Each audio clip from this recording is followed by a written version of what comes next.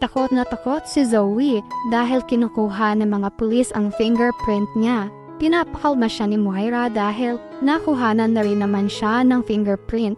Sabi ni Zoe, "You don't understand, ma'am. Yung mga gamit na nakuha nila kay Lolo, galing sa akin yun. So my fingerprints could be on them. Pati yung mga fingerprints ni Doc Carlos kasi sa kanya galing yung mga gamit na yon." Sabi ni Moira, "Damn, Zoe, why didn't you tell me any of this earlier? Wala na tayong magagawa. Andito na tayo sa presinto." Maya-maya ay tinawag na si Zoe ng pulis para kuhanan ng fingerprint pero hindi na ito makatanggi at sumama na rin siya. Samantala magkakaroon ng prayer vigil para sa kagalingan ni Lolo Pepe. Tahimik lang si Zoe sa kwarto niya at ayaw niyang umalis dahil sa takot at guilt na nararamdaman niya. Pinayuhan siya ni Moira. "We need to maintain our appearance na nalulungkot tayo sa nangyari sa lolo mo. Kaya kailangan natin magpunta sa prayer vigil na yon." Sabi ni Zoe, "Paano ko ba matatago ang konsensya ko? Palagi kong nakikita si Lolo sa bawat pikit ng mga mata ko. Hindi ako makatulog." Sabi ng mami niya, "Basta Zoe, kailangan natin magpunta doon para hindi tayo mahalata." Iniwan na ni Moira si Zoe sa kwarto niya pero hindi naman makatulog si Zoe. Iyak siya ng iyak dahil naiisip niya ang nangyari sa lolo niya. Mangyayari na nga ang prayer vigil. Narito na sina Giselle, Lindon at Annalyn. Lumapit si Giselle kina Annalyn at Lindon. Nagtanong siya, "Nag-aalala ako sobra kay Papa. Bakit ba talaga siya na cardiac arrest?"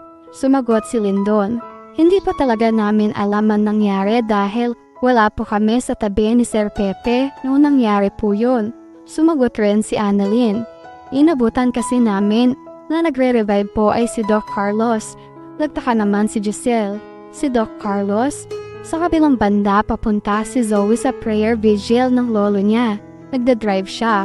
Wala siyang sapat na pahinga at tulog dahil sa pag-iisip sa lolo niya. Parang lumilipad na ang utak niya dahil sa pagod at puyat.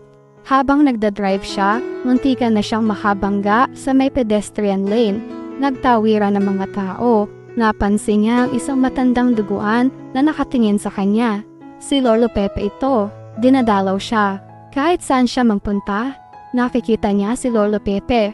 Takot na takot si Zoe. Samantala malungkot at hindi naman mapakali ang itsura ni Carlos. Napansin yun ni Lynette dahil ilang araw na rin niya nakikitang mag-isa ito. "Carlos, kumusta ka? At si Don Pepe? Ayos ka lang ba? Nagigilty ka ba sa nangyari kay Don Pepe?" Sagot ni Carlos, "Lynette, bakit naman ako magigilty?" Sabi ni Lynette, "Ang ibig kong sabihin, doon sa pagkaka-revive mo, na-revive mo nga siya pero hindi pa rin siya nagkamalay. Iniisip ko lang naman din, ganyan din si Annalyn kapag meron siyang pasyente na gusto niyang gumaling agad." Sabi ni Carlos, "Magkaiba kami ng sitwasyon ni Annalyn. Si Annalyn, lolo niya si Sir Pepe. Pero ako, ginagawa ko ang trabaho ko bilang doktor at isinasantabi ko ang emosyonal na nararamdaman ko sa trabaho." Napatango na lang si Lynette. Samantala ayaw ni Carlos na maligtas si Don Pepe. Pupuntahan na naman niya ang kwarto nito.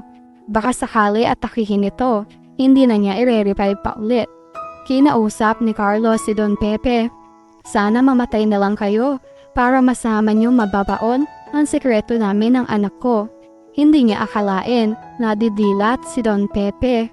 Mas lalo pa niyang in-stress si Don Pepe. "Huwag ka nang mabuhay, Sir Pepe, dahil matanda ka na. Hayaan mo na lang na mabuhay si Zoe sa kagustuhan niya. Hindi pwedeng malaman ng lahat na ako ang tunay na ama ni Zoe dahil masisira kami pare-pareho. At least ikaw, tapos na ang buhay mo dito sa mundong to." May stress si Lolo Pepe.